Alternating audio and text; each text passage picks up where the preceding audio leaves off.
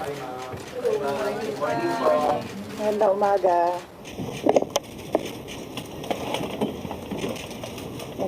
Statement nila. Yeah. Okay.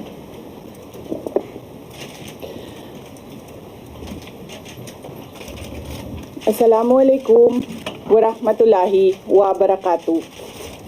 Madayaw ug maayong adlaw kaninyong tanan. Magandang araw sa inyo lahat.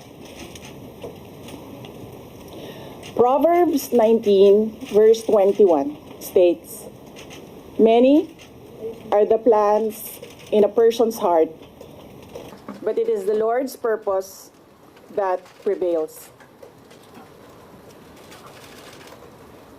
It took me 47 years to understand that my life was never meant to be only mine. Unlike others,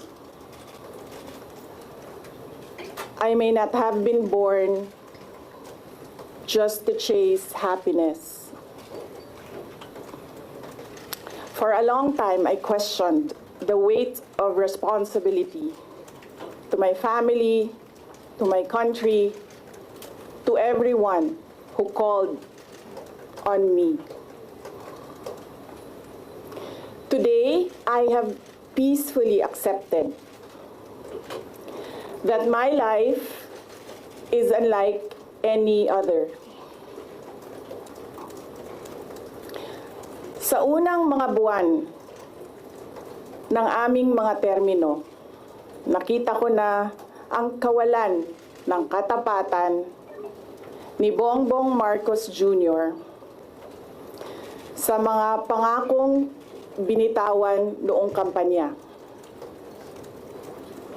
pati na sa kanyang sinumpaang tungkulin para sa bayan.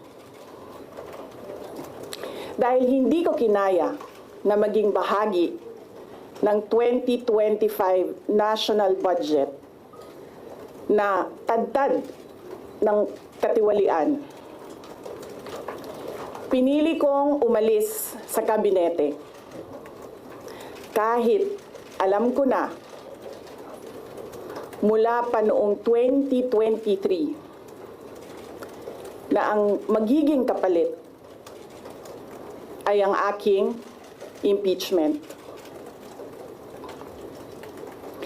Mga kababayan, humihingi ako ng paumanhin. Patawad kung tinulungan ko mahalal si BBM bilang Pangulo ng ating bansa.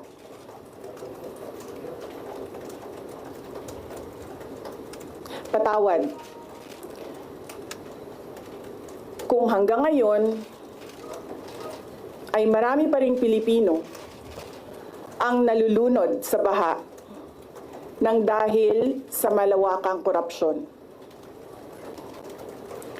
Patawad kung lantaran ang pang-aabuso ng ating mga institusyon para sa pansariling interes ng mga politiko. Patawad kung patuloy ang pagtaas ng presyo ng mga pangunahing bilihin habang nananatiling kapos ang kita ng bawat pamilya. Patawad kung wala man lang tayong tunay na seguridad sa pagkain. Patawad kung may nagkakasakit at binabawian bigla ng buhay dahil sa kakulangan ng maayos at epektibong healthcare system. Hindi ako kailanman natakot sa pagsira nila sa pangalan ko. Ngunit may takot ako para sa ating mga anak. May takot ako para sa susunod na henerasyon.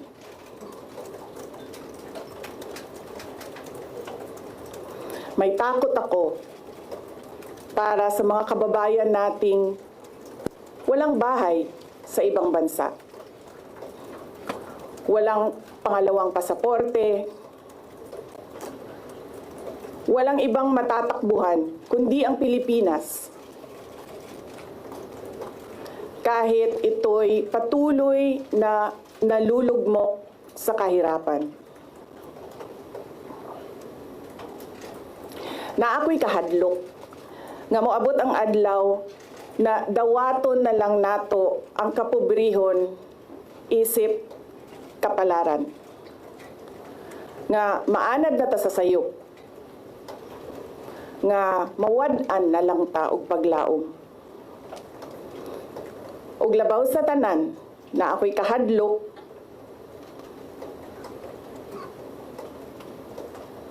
nga moabot ang adlaw nga wala na tay Pilipinas nga ikahatag sa atong mga anak.